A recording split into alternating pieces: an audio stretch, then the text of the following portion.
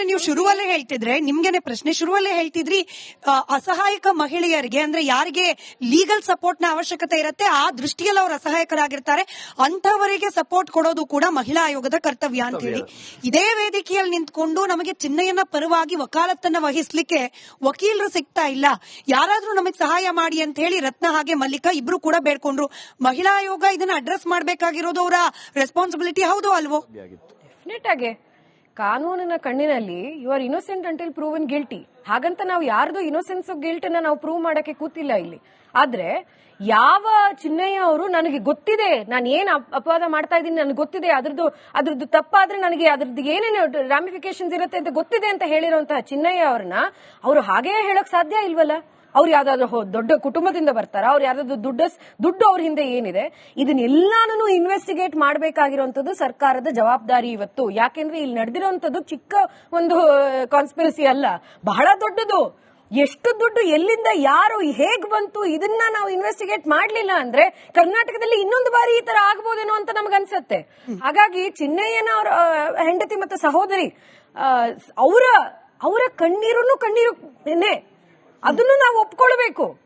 ಯಾಕೆಂದ್ರೆ ಇವ್ರನ್ನ front face ನೋಡಿ, ಒಂದು ಥಿಯರಿ ಇದೆ, ನೀವ್ ಯಾವ್ದಾದ್ರು ಕಾನ್ಸ್ಪಿರಸಿನ ಒಂದು ಷಡ್ಯಂತ್ರನ ಮುಂದೆ ತಗೊಂಡು ಹೋಗ್ಬೇಕು ಅಂದ್ರೆ ಅದಕ್ಕೊಂದು ಫ್ರಂಟ್ ಫೇಸ್ ಅಂತ ಹಾಕ್ತಾರೆ. ಹಿಂದೆ ಯಾರು ಆ ಗೊಂಬೆನ ಆಡಿಸ್ತಿರ್ತಾರೆ ಗೊತ್ತಿಲ್ಲ ನಮಗೆ, ಆದ್ರೆ ಫ್ರಂಟ್ ಫೇಸ್ ಅವ್ರು ಇರ್ತಾರಲ್ಲ ಅವ್ರು ಎಲ್ಲದಕ್ಕೂ ಆನ್ಸರಬಲ್ ಆಗೋಗ್ತಾರೆ.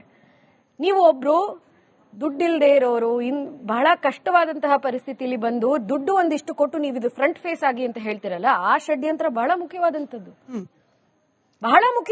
ಇದರಲ್ಲಿ ಯಾರ್ಯಾರು ಸೇರಿದಾರೋ, ಯಾರ್ಯಾರು ಇದರಲ್ಲಿ ಪರ್ಜರಿ ಮಾಡಿದಾರೋ, ಯಾರ್ಯಾರು ಹಣ ಕೊಟ್ಟಿದಾರೋ, ಕ್ಷಮಿಸಿ, ಯಾವ ಮೀಡಿಯಾ ಔಟ್ಲೆಟ್ಸ್ ಅದಕ್ಕೆ ಅಷ್ಟು ಒತ್ತಾಯ ಮಾಡಿ ವಿಡಿಯೋಸ್ ಮಾಡಿದಾರೋ ಎಲ್ಲಾರನ್ನೂ ಕ್ವೆಶ್ಚನ್ ಮಾಡ್ಬೇಕು. ಆಗಿದೆಯಾ ಅದು? ನನಗೆ ಗೊತ್ತಿಲ್ಲ. ವಸಂತ್ ಅವರೇ ಹೇಳಿ. ಸುರ್ಭಿ ಅವರೇ, ಒಂದೇ ನಿಮಿಷ. ನೀವು ಹೇಳಿದ್ರಿ ಇದಾಗಿದ್ದು ಒಳ್ಳೇದಾಯ್ತು, ಯಾವ್ದು ಸತ್ಯ ಯಾವ್ದು ಸುಳ್ಳು ಅಂತ ಆಚೆ ಬಂತು ಅಂತ.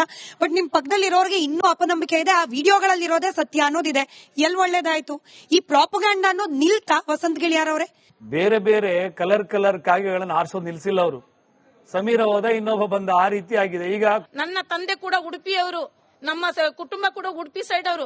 ಇವಾಗ್ಲೂ ಕೂಡ ಮಕ್ಕಳಿಗೆ ಏನಾದ್ರು ಜ್ವರ ಬಂದು ಮಕ್ಕಳಿಗೆ ಏನಾದ್ರು ಆಯ್ತಂದ್ರೆ ಬೂದಿ ಅಂತ ಬರ್ತದೆ, ನಾವ್ ಇಲ್ಲಿ ಏನಂತ ಗೊತ್ತಿಲ್ಲ, ಒಲೆ ಬೂದಿ ತಂದು ಸೊನ್ಗನ್ ರಾಮಯ್ಯದು ತಗೋ ತಿನ್ನು ಅಂತ ಹೇಳಿ ವಾಡಿಕೆ ಇದೆ. ಧರ್ಮಸ್ಥಳಕ್ಕೆ ನಾವು ಕೂಡ ವಿರೋಧಿ, ಯಾರಾದ್ರೂ ಮಾತಾಡಿದ್ರೆ ನಾವು ವಿರೋಧಿಸ್ತೀವಿ. ಆದ್ರೆ ಧರ್ಮಸ್ಥಳದ ಬಗ್ಗೆ ಮಾತಾಡ್ತಿಲ್ಲ, ವಾರಸ್ದಾರರ ಬಗ್ಗೆ ಮಾತಾಡಿರೋದು, ಅದನ್ನು ನಡೆಸ್ತಿರೋರ್ ಬಗ್ಗೆ ಮಾತಾಡಿರೋದು. ಅವಾಗಿಂದ ಧರ್ಮಸ್ಥಳ ಯಾರು ಹೇಳ್ತಾ ಇಲ್ಲ. ಧರ್ಮಸ್ಥಳ ಈಗ ನೀವು ಪೂರ್ತಿ ನೋಡಿಲ್ಲ ಮೇಡಮ್, ನೀವು ಪೂರ್ತಿ ನೋಡೇ ಇಲ್ಲ ಅಂತ ನೀವು ಅರ್ಧ ವಿಡಿಯೋ ನೋಡಿದ್ರಿ. ನೋಡಿ ಮೇಡಮ್, ನೀವೊಂದು ಮುಸ್ಲಿಂ ಆಗಿ ಧರ್ಮಸ್ಥಳವನ್ನು ನಂಬುವ ಬಗ್ಗೆ ನನಗೆ ಬಹಳ ಗೌರವ ಇದೆ, ನಾನು ಅದನ್ನ ಮೆಚ್ಚುತ್ತೀನಿ ನಿಮ್ ಕುಟುಂಬವನ್ನ. ಆದರೆ ನಾನು ಹೇಳ್ತಾ ಇರೋದೇನು ಗೊತ್ತಾ, ಇಲ್ಲಿ ಇವರು ಧರ್ಮಸ್ಥಳವನ್ನೇ ಕೇಂದ್ರವಾಗಿಸ್ಕೊಂಡು ಇವರಿಗೆ ಸೌಜನ್ಯಗಳಿಗೆ ನ್ಯಾಯ ಸಿಗ್ಬೇಕನ್ನೋ ವಿಚಾರವೇ ಇಲ್ಲ. ಹಾಗಂತ ಈಗ ಹೊರಟವರಿದ್ದಾರಲ್ಲ ಈ ಬುರುಡೆ ಗ್ಯಾಂಗ್ನವರು, ಬೇರೆ ಯಾವುದೇ ಹೆಣ್ಣಿಗೆ ನ್ಯಾಯ ದಕ್ಕಿಸಿಕೊಡುವ ಸಣ್ಣ ಪ್ರಯತ್ನವೂ ಮಾಡಿದವರಲ್ಲ. ಇವರಿಗೆ ಬೇರೆ ಯಾವುದೋ ಊರಲ್ಲಿ ಸೌಜನ್ಯ ಸತ್ತೋಗಿದ್ದಿದ್ರೆ ಪಾಪ ಆ ಹೆಣ್ಮಗಳ ಹೆಸರನ್ನು ಯಾರು ಹೇಳ್ತಿರ್ಲಿಲ್ಲ. ಅವಳು ಧರ್ಮಸ್ಥಳ ಆ ಪ್ರದೇಶದ ಹುಡುಗಿ ಆದ ಕಾರಣಕ್ಕೆ ಮಾತ್ರ ಇವರದ್ದು ಸೌಜನ್ಯ ಪರವಾದಂತ ಹೋರಾಟ ಅಷ್ಟೇ. ನಿಮ್ಗೆ ಸತ್ಯ ಅರ್ಥ ಆಗ್ಬೇಕು. ನಿಲ್ತಾ ಅಂತ ಹೇಳಿ ಪ್ರಶ್ನೆ ಇತ್ತು, ಅದಕ್ಕೂ ಉತ್ತರ ಬೇಕು ಮೇಡಮ್. ಇದು ಬೇರೆ ಬೇರೆ ರೀತಿಯಲ್ಲಿ ಹೇಳ್ತಾ ಇದೆ. ಇದಕ್ಕೆ ಕಾನೂನಾತ್ಮಕವಾಗಿ ಏನು ಈ ಬುರುಡೆ ಗ್ಯಾಂಗ್ ಇದೆಯಲ್ಲ, ಈ ಬುರುಡೆ ಗ್ಯಾಂಗಿನ ಮೇಲೆ 230 ಸೆಕ್ಷನ್ BNS ಪ್ರಕಾರ ಏನು ಹಾಕಿದ್ದಾರೆ, ನಾವು ಸಂವಿಧಾನವನ್ನ ಗೌರವಿಸುವವರು, ಕಾನೂನನ್ನ ಗೌರವಿಸುವವರು, ಮೊದಲಿಂದಲೂ ಕೂಡ ಅದನ್ನು ಗೌರವಿಸಿಕೊಂಡು ಬಂದಿದ್ದೀವಿ. ಅದರ ಪ್ರಕಾರ ಷಡ್ಯಂತ್ರ ಅನ್ನೋದು ಪ್ರಾಥಮಿಕ ಹಂತದ ವರದಿಯಲ್ಲಿ ಅದು ಬಯಲಾಗಿದೆ. ಕೋರ್ಟಿನ ಮೇಲೆ ಖಂಡಿತವಾಗಿಯೂ ನಮಗೆ ಗಟ್ಟಿಯಾದಂತ ನಂಬಿಕೆ ಇದೆ.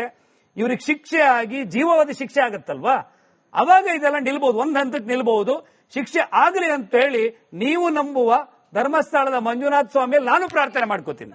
ನಾನು ಹಿಂದೂ ಆಗಿ ಕೇಳ್ತೀನಿ, ಧರ್ಮಸ್ಥಳದ ಹೆಸರನ್ನ ಯಾಕೆ ತಗೊಂಡು ಈಗ ಇಲ್ಲಿಂದ ಬೆಂಗಳೂರಿಂದ ಇಡೀ ಕರ್ನಾಟಕದಿಂದ ಧರ್ಮಸ್ಥಳಕ್ಕೆ ಹೋಗ್ತಾರೆ ಸುಮಾರು ಜನ, ಆದ್ರೆ ಜನ ಈಗ ದೇವಸ್ಥಾನಕ್ಕೆ ಹೋಗೋದು ಕಮ್ಮಿ ಆಗಿದ್ದಾರೆ ಅಂತೆ.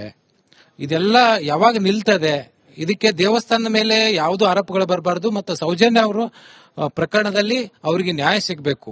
ಇದಕ್ಕೆ ಏನು ಇದು ಹೇಳ್ತೀರಾ ಸರ್ ನೀವು?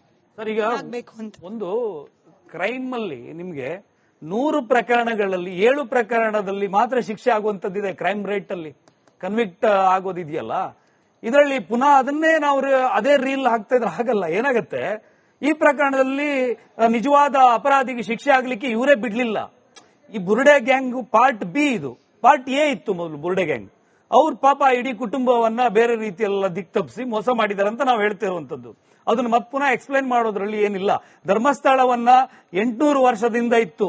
ಹಿಂದೂ ಧರ್ಮ, ಸನಾತನವಾದಂತಹ ಧರ್ಮ, ಇದ್ರ ಮೇಲೆ ನಿರಂತರ ದಾಳಿಗಳಾಗಿವೆ, ಕಾಲದಿಂದ ಕಾಲಕ್ಕೆ ದಾಳಿಗಳಾಗಿವೆ, ಟೆಂಪಲ್ ಮೇಲೂ ಆಗಿವೆ. ಅದರಿಂದ ಏನೂ ಎಫೆಕ್ಟ್ ಆಗೋದಿಲ್ಲ. ನಾವೆಲ್ಲರೂ ಕೂಡ, ನೀವು ಹೇಳಿದ್ರಿ ಮೊದಲಿಗೆ, ನಾವೊಬ್ಬ ಹಿಂದೂವಾಗಿ ನಾವು ಜಾಗೃತರಾಗಿ ಈ ಷಡ್ಯಂತ್ರವನ್ನು ಅರ್ಥ ಮಾಡಿಕೊಂಡು ಹೋರಾಟವನ್ನ ಸಂಘಟಿಸಬೇಕು. ಧರ್ಮ, ನೀತಿ, ನ್ಯಾಯ ಅಂದ್ರೆ ಧರ್ಮಸ್ಥಳ ಅಂತ ನಂಬಿರೋ ಜನ ನಾವು. ಯಾವುದೇ ಒಂದು ಜಾತಿಯಲ್ಲ, ಎಲ್ಲ ಜಾತಿಯವರು ಧರ್ಮ ದೇವತೆಯನ್ನ ಆರಾಧಿಸ್ತಾರೆ. ಅದಕ್ಕಾಗಿ ಹೋಗಿ ನಮಸ್ಕಾರ ಮಾಡಿ ತಮ್ಮ ಬಯಕೆಗಳನ್ನ ಈಡೇರಿಸಕ್ಕೆ ಧರ್ಮಸ್ಥಳಕ್ಕೆ ಹೋಗ್ತಾರೆ. ನಾನ್ ಕೇಳೋ ಪ್ರಶ್ನೆ, ಯಾವುದೇ ಹೆಣ್ಮಗ್ಳಾಗ್ಲಿ ಸರ್, ಅನ್ಯಾಯ ಅತ್ಯಾಚಾರ ಆದ್ರೆ ಅವ್ರಿಗೆ ಎಲ್ಲೇ ಇರ್ಲಿ, ಯಾವುದೇ ಜಿಲ್ಲೆಯಲ್ಲಿ ಎಲ್ಲೇ ಇರ್ಲಿ, ಅವ್ರಿಗೆ ಕಾನೂನು ನ್ಯಾಯ ಒದಗಿಸ್ಲಿ.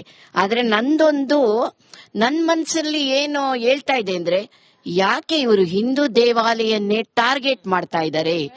ನಮ್ಮ ಇರ್ಲಿ ನಂತರ ಬೇರೆ ದೇವಾಲಯಕ್ಕೆ ಬರ್ಬಹುದೇನೋ ಎನ್ನೋ ಒಂದು ಸಂಶಯ ನನಗ್ ಬರ್ತಾ ಇದೆ. ನನ್ನ ಯೋಚನೆಗೆ ಬಂದಿರೋದದು. ಮತ್ತೆ ಈ ದೇವಾಲಯಕ್ಕೆ ತುಂಬಾ ಜನ ತಮ್ಮ ಈ ಬೇಡಿಕೆ ಈಡೇರಿಸಕ್ಕೆ ಒಂದು ಅವ್ರು ಏನ್ ಅನ್ಕೊಂಡಿರ್ತಾರೆ ಅದು ದುಡ್ಡು ಒಂದು ಕಾಣಿಕೆಯಾಗಿ ಕೊಡ್ತಾರೆ. ಈ ಕಾಣಿಕೆ ಬರ್ತಾ ಇದೆಯಲ್ಲ, ಇದ್ರ ಮೇಲೆ ಯಾರಾದ್ರೂ ಕಣ್ಣು ಬಿದ್ದು ಅದನ್ನೇನಾರ ವಾಪಸ್ ಪಡೆಯುವ ಏನಾರ ತಂತ್ರ ನಡೀತಾ ಇದ್ಯಾ ಅನ್ನೋ ಪ್ರಶ್ನೆ ಸರ್. ಈಗ ಕಾಶಿಯಲ್ಲಿ ಮೇಡಮ್, ಈಗ 2000 ಅಸಹಜ ಸಾವುಗಳ ಪ್ರಕರಣ 1 ವರ್ಷಕ್ಕೆ ದಾಖಲಾಗುತ್ತೆ. ಕಾಶಿ ಗಂಗಾ ತೀರದಲ್ಲಿ ಸ್ನಾನಕ್ಕೆ ಬಂದವರು ಬಿದ್ದು ಇನ್ನೊಂದು 2000. ಅದೆಲ್ಲಾದ್ರೂ ಧರ್ಮಸ್ಥಳದಂಗೆ ಪ್ರೈವೇಟ್ ದೇವಸ್ಥಾನ ಆಗಿದ್ದಿದ್ರೆ ಅದ್ರ ಮೇಲೂ ಇವರು ಹೋರಾಟ ಮಾಡಿರೋರು. ಅದು ಸರ್ಕಾರಿ ವ್ಯವಸ್ಥೆಯಲ್ಲಿದೆ. ಇದೆಲ್ಲ ನೋಡಿ, ಇದು ಟೆಂಪಲ್ ನ ಟಾರ್ಗೆಟ್ ಮಾಡೋದು ಇವತ್ತಿನ ಕತೆ ಅಲ್ಲ. ಶಬರಿಮಲೆ ಮಾಡಿದ್ರು, ಇಶಾ ಫೌಂಡೇಶನ್ ಮಾಡಿದ್ರು, ಇವರು ಶನಿಸಿಂಗ್ಲಾಪುರ ಮಾಡಿದ್ರು, ಧರ್ಮಸ್ಥಳ ಮಾಡ್ತಾ ಇದ್ದಾರೆ, ನಾಳೆ ಶೃಂಗೇರಿ ಬರ್ತಾರೆ, ಹಿಂದೆ ಉಡುಪಿಗೆ ಮಾಡಿದ್ರು. ಇವ್ರದೊಂದು ಗ್ಯಾಂಗ್ ಇದೆ, ಇವ್ರದೊಂದು ಬ್ರ್ಯಾಂಡ್. ಈ ಬ್ರ್ಯಾಂಡ್ ನವರು ನಿರಂತರವಾಗಿ ಟಾರ್ಗೆಟ್ ಮಾಡ್ತಾ ಇರ್ತಾರೆ. ಎಲ್ಲೇನ್ ಸಿಗುತ್ತೆ. ಕುಕ್ಕೆ ಸುಬ್ರಹ್ಮಣ್ಯದಲ್ಲೂ ಸುಳ್ಳು ಕತೆ ಹೇಳ್ಕೊಂಡು ಬಂದ್ರು. ನಮ್ಮ ಜಾತಿಯ ನಡುವೆ ಸಂಘರ್ಷವನ್ನು ತರುವಂತದ್ದು, ಅವ್ರ ಮೇಲೆ ಕರುಣೆ ಇದೆ ಅನ್ನೋ ರೀತಿಯಲ್ಲಿ ಒಂದು ಕತೆಗಳನ್ನ ಕ್ರಿಯೇಟ್ ಮಾಡಿಬಿಟ್ಟು ದೇವಸ್ಥಾನವನ್ನೇ ಟಾರ್ಗೆಟ್ ಮಾಡಿರೋದು ಟೆಂಪಲ್ ಟೆರರಿಸಮ್ ನ ಪಾರ್ಟ್ ಇದು. ಬಟ್ ಸುರ್ಬಿ ಅವರೇ, ಕೊಂದವ್ರು ಯಾರು ಅಂತ ಪ್ರಶ್ನೆ ಕೇಳುವ ವೇದಿಕೆಯಲ್ಲೇ ಬಂದ ಪ್ರಶ್ನೆ ಇದು. ನಿರ್ಭಯ ಪ್ರಕರಣ ಆದ ಸಂದರ್ಭದಲ್ಲಿ ಇಡೀ ದೇಶ ಒಂದಾಯ್ತು. ಅಲ್ಲಿ ಪಾರ್ಟಿ ಪಾಲಿಟಿಕ್ಸ್ ಬರಲಿಲ್ಲ ಅಥವಾ ಜಾತಿ ಧರ್ಮ ಬರಲಿಲ್ಲ. ನಿರ್ಭಯ ಕೊಂದವರನ್ನ ಶಿಕ್ಷೆಗೆ ಒಳಪಡಿಸೋವರೆಗೂ ಯಾಕೆಲ್ಲರೂ ಒಂದಾಗಿದ್ರು ಅಂದ್ರೆ, ಅಲ್ಲಿ ಅಪರಾಧಿ ಸ್ಥಾನದಲ್ಲಿ ನಿಂತಿದ್ದವರು ಬಡವರು, ಅವ್ರಿಗೆ ಯಾವುದೇ ಪೊಲಿಟಿಕಲ್ ಬ್ಯಾಕಿಂಗ್ ಇರಲಿಲ್ಲ, ಧರ್ಮದ ಬ್ಯಾಕಿಂಗ್ ಇರಲಿಲ್ಲ. ಆದ್ರೆ ಧರ್ಮಸ್ಥಳ ವಿಚಾರದಲ್ಲಿ, ಅದರಲ್ಲೂ ಸೌಜನ್ಯ ವಿಚಾರದಲ್ಲಿ ನ್ಯಾಯ ಯಾಕೆ ಸಿಗ್ತಿಲ್ಲ ಅಂದ್ರೆ, ಆರೋಪಿ ಸ್ಥಾನದಲ್ಲಿ ಇರೋದು ಪ್ರಭಾವಿಗಳು. ನಾನು ಹೇಳ್ತಿರೋದಲ್ಲ, ಈ ವೇದಿಕೆಯಲ್ಲಿ ನಿಂತು ಭಾಷಣ ಮಾಡಿದವರೊಬ್ಬರ ಮಾತಿದು. ಇದೇ ಪ್ರಶ್ನೆನ ಎಲ್ಲಾ ಕೇಸ್ ಬಗ್ಗೆನೂ ಕೇಳ್ಬೋದಲ್ಲ. ನಾಗಲಕ್ಷ್ಮಿ ಚೌಧರಿ ಅವರು ಯಾಕೆ ಧರ್ಮಸ್ಥಳದ ವಿರುದ್ಧ ಅಷ್ಟು ಹೋರಾಟ ಮಾಡಿದ್ರು, ಆದ್ರೆ ಯಾವ್ದಾದ್ರೂ ಸಹಜ ಹೆಣ್ಮಗಳು ಮನೆ ಕುಟುಂಬದಿಂದ ಬಂದಿರುವಂತಹ ಮಹಿಳೆ ಬಗ್ಗೆ ಅಷ್ಟು ಕಾಳಜಿ ತೋರಿಸಲ್ಲ ಅಂತ? ಇದಕ್ಕೆ ನೋಡಿ, ಸರ್ಕಾರ ಮತ್ತೆ ನ್ಯಾಯ ಎಲ್ಲರನ್ನೂ ಒಂದೇ ತರ ನೋಡ್ಬೇಕಾದಂತ ಒಂದು ಸಂವಿಧಾನದ ಚೌಕಟ್ಟಿನಲ್ಲಿ ನಾವಿರುವಂತದ್ದು. ಯಾವ್ದು ಸೆನ್ಸೇಷನೈಸ್ ಆಗುತ್ತೆ, ಯಾವ್ದು ಹೈಪ್ ಆಗುತ್ತೆ ಅಂತ ಇದೆಯಲ್ಲ, ಅದು ನಮ್ಮ ಕೈಯಲ್ಲಿಲ್ಲ. ಅದಿರುವಂತದ್ದು ಬೇರೆ ಯಾವ ವಿಡಿಯೋಸ್ ಮಾಡ್ತಾರೋ ಅದ್ರ ಬಗ್ಗೆ ಇರುವಂತಹ ಬೇರೆ ಬೇರೆ ವಿಷಯಗಳ ಬಗ್ಗೆ ತಗೊಂಡು ಮಾತಾಡೋದು ಅವ್ರ ಕರ್ತವ್ಯ. ಅದು ಎಲ್ಲಾ ವಿಷಯದ ಬಗ್ಗೆ ನಾನು ಮಾತಾಡ್ಬೇಕಾ, ಈಕ್ವಲ್ ಆಗಿ ಮಾತಾಡ್ಬೇಕಾದಂತ ಕರ್ತವ್ಯ ಒಂದು ರಾಜಕೀಯ ಪಕ್ಷ ಸರ್ಕಾರದಲ್ಲಿ ಇಲ್ಲಿರುವಂತದ್ದು. ಹಿಂಗೆ ನಾವು ನೋಡ್ಕೊಂಡು ಹೋದ್ರೆ ಎಷ್ಟು ಕೇಸಸ್ ಇದೆ. ನೀವು ನಿರ್ಭಯ ಬಗ್ಗೆ ಮಾತಾಡ್ತಿರಲ್ಲ, ನಾನು ಹೇಳ್ತಿದ್ದೇನಲ್ಲ, ಮೊನ್ನೆ ಮೈಸೂರಲ್ಲಿ ಹೋಗಿ ಆ ಒಂದು ಹಕ್ಕಿ ಪಿಕ್ಕಿ ಟ್ರೈಬಿನ ಒಂದು ಮಹಿಳೆ ಬಾಲಕಿ ಬಗ್ಗೆ ಮಾತಾಡಿದಾಗ ನನಗೆ ಆಶ್ಚರ್ಯ ಆಯ್ತು. ಎಂತಹ ಘಟನೆ ಗೊತ್ತಾ ಅದು? ದಸರಾಗ್ ಹೋಗಿರುವಂತಹ ಈ ಬಾಲಕಿಯ ವಿರುದ್ಧ ರೋಡಿನಲ್ಲಿ ಅತ್ಯಾಚಾರ ಮತ್ತೆ ಮರ್ಡರ್ ಆಗಿರುವಂತದ್ದು. ಅವರಿಗೆ ಎರಡು ಕಾಸಿರ್ಲಿಲ್ಲ, ಬಲೂನ್ ಮಾರಾಟ ಮಾಡ್ತಿರೋಂತವ್ರು. ಅದ್ರ ಬಗ್ಗೆ ಮೀಡಿಯಾನು ತಗೊಳ್ಳಿಲ್ಲ. ಕ್ಷಮಿಸಿ, ಆದ್ರೆ ಮೀಡಿಯಾನು ಅಷ್ಟು ಹೈಪ್ ಮಾಡ್ಲಿಲ್ಲ, ನಾವು ಮಾತಾಡ್ಲಿಲ್ಲ. ಯಾವ ತರ ಸಮಾಜ ಆಗೋಗಿದೀವಿ ನಾವು ಅಂದ್ರೆ, ಯಾವ್ದನ್ನ ಸೆನ್ಸೇಷನಲೈಸ್ ಮಾಡ್ಬೇಕು ಅದ್ರದ್ದು ಅಜೆಂಡಾ ಇತ್ತು, ಅದಕ್ಕೆ ದುಡ್ಡು ಹಾಕಿದ್ರೆ ಮಾತ್ರ ಸೆನ್ಸೇಷನಲೈಸ್ ಆಗೋದು. ವಸಂತ್ ಅವ್ರು ಹೇಳಿದಂಗೆ ಹಿಂದೂ ಸಮಾಜದ ವಿರುದ್ಧ ನಡೀತಿರುವಂತಹ ಬೇರೆ ಬೇರೆ ಘಟನೆಗಳು ನೋಡ್ಕೊಂಡು ಬಂದ್ರೆ, ಶಬರಿಮಲ ಇರ್ಬೋದು, ಶನಿಸಿಂಗಾಪುರ ಇರ್ಬೋದು, ಕಾಶಿ ಇರ್ಬೋದು, ಎಲ್ಲರನ್ನು ನೋಡ್ಕೊಂಡು ಬಂದ್ರೆ ಇಲ್ಲಿ ಏನೋ ಒಂದು ಇಂಟೀರಿಯರ್ ಮೋಟಿವ್ ಇದೆ ಅನ್ನೋದ್ರ ಬಗ್ಗೆ ನಮಗ್ ಗೊತ್ತಾಗುತ್ತೆ. ಕೇಳಿಸ್ಕೊಳ್ಳಿ ಮೇಡಮ್, ದಯವಿಟ್ಟು ಇನ್ನು ವಾಸ್ತವ ಮಾತಾಡಿದ್ರೆ ಹೆದರಬೇಡಿ. ದಯವಿಟ್ಟು ವಾಸ್ತವ ಮಾತಾಡಿದ್ರೆ ಹೆದರೋ ನೆಸೆಸಿಟಿ ಇಲ್ಲ.